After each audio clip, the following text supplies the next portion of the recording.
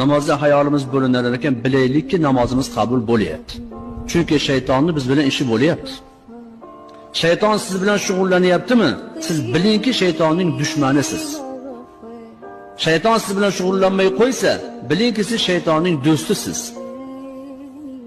O'g'irlik qilsangiz ham hech kim sezmayapti. Pora olsangiz ham hech qo'lga tushayotganingiz yo'q. Tarozidan har doim urib qolasiz, birov bilmaydi. Xotiningizga xiyonat qilib yuribsiz, hech kim bilmayapti. Omadingiz yurishyapti. Pul arg'ida oqib kelyapti. Shuni yig'ishtirib olyapsiz xolos. Bilingki siz shaytonning do'stisiz. Shayton siz bilan shug'ullanmayapti. Shundoq ham o'zi shaytonsiz. Shayton vaqtini ajratmaydi siz uchun. Bu o'zimizdan bo'ldi, o'zimizning ulfat bu deydi. Endi bir tarozida uruvdingiz, qo'lga tushib qoldingiz.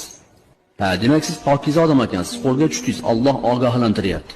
O'zingizni yig'ishtirib ol deyapti. Pora olganingiz qo'lga tushib qoldingiz. O'g'rilik qilsangiz qo'lga tushib qoldingiz. Ayolingizga xiyonat qildingiz, bittan o'zidayoq sezib qoldi. Demak Alloh sizga rahmat nazari bilan qarayapti. Hoy bandam, o'zingni yig'ishtir deyapti.